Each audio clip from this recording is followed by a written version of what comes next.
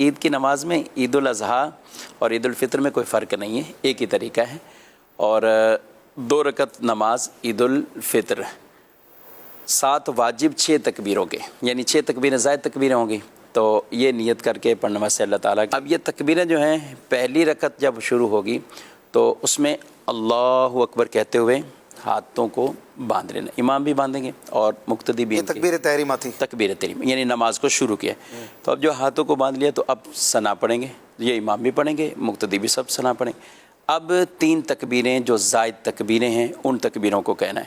اب جب ان کا 3 تکبیریں ہیں تو ان 3 تکبیروں میں 2 تکبیروں میں ہاتھ چھوڑیں گے اور تیسری میں باندھیں گے، یعنی اللہ اکبر یہ ہاتھ ہم نے چھوڑ دیے، اللہ اکبر دوسری تکبیر ہاتھ چھوڑ دیے.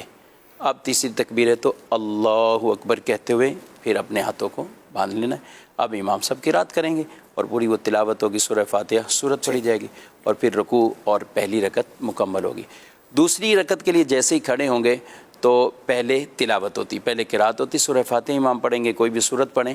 اب جب سورہ فاتحہ بھی پڑھ لی، بالفرض سورہ اخلاص تھی تو وہ سورہ اخلاص بھی پڑھ لی، تو اب 3 تکبیریں کہنی، جو 3 تکبیریں زائد ہیں ان کو اللہ اکبر کہتے ہوئے ہاتھ چھوڑنا ہے. پہلی تکبیر، دوسری تکبیر اللہ اکبر پھر ہاتھ چھوڑ دینے، تیسری تکبیر اللہ اکبر ہاتھوں کو چھوڑ دیا. ان دوسری رکعت کی تینوں تکبیروں میں ہاتھ چھوڑنے. اب رکوع کی تکبیر کہتے ہوئے رکوع میں چلے جانا ہے.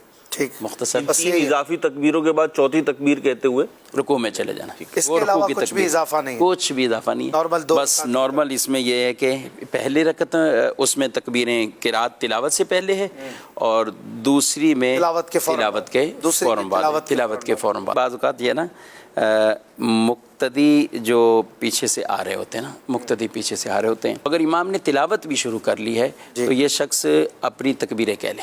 اچھا، تلاوت جاری ہو اور کہہ لے. جی ہاں، کس طرح آتے ہی اللہ اکبر کہتے یہ اسی طرح جیسے ثنا پڑے بغیر، ثنا پڑے بغیر، یعنی تکبیرات یہ تحریمہ ایک کہے اور 3 زائد تکبیر کہہ کے پھر چپ کھڑا رہے، یہ چپ کھڑا رہے، یعنی اس کو اس دوران تکبیر کہنے کی اجازت ہے. ٹھیک ہے، بہت اچھا. حتیٰ کہ امام صاحب رکوع میں چلے گئے، امام صاحب قرات بھی کر کے رکوع میں چلے گئے پہلی رکعت میں. اب اگر کوئی مقتدی اس ٹائم آیا ہے اور اس کو اگر پتہ ہے امام صاحب تھوڑا تسلی سے رکوع کرتے ہیں، ایک گمان ہے کہ امام صاحب رکوع میں اٹھیں گے نہیں، ابھی بھی جگہ ہے، تو اب یہ ذہن آیا تو یہ اللہ اکبر کیا اس نے اور پھر تینوں تکبیریں وہ کی اور رکوع میں. اب اگر بالفرض ایسا ہے کہ اس کو خطرہ ہے کہ امام صاحب رکوع سے اٹھائیں گے، جی، اس کو اگر یہ ہے نا کہ امام صاحب نے رکوع سے اٹھانا ہے تو اس کے لیے پھر یہ ہے کہ یہ اللہ اکبر کرے.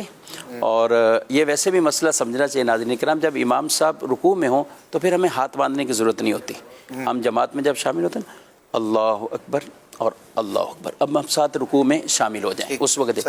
اب امام اگر پہلے سے رکوع میں تو یہ اللہ اکبر کرے اور پھر ساتھ ہی رکوع کی تکبیر کہتے ہوئے رکوع میں چلے جائیں اور رکوع میں تکبیریں کہیں، 3 تکبیر رکوع میں کہیں. پھر رکوع میں ہاتھ نہیں اٹھائیں گے، رکوع میں ہاتھ نہیں اٹھائیں گے، اللہ اکبر اللہ اکبر. اب یہ ہے کہ اگر اس کی یہ تکبیریں اس نے جو رکوع میں کہیں اور بالفرض رکوع میں بھی تکبیریں نہیں کہہ سکا تو پھر ساکت ہو جائیں. رکوع کے بعد یہ معاف ہے، میں معاف ہے. اور کوئی دوسری رکعت میں شامل ہوا، دوسری رکعت میں شامل ہوا تو اس میں تکبیریں اس کی رہیں گی نہیں، تکبیر میں وہ دوسری والی تکبیریں کہے گا، پہلی والی اس کی جو اپنی رکعت فوت ہوئی ہے وہ اس میں کرے.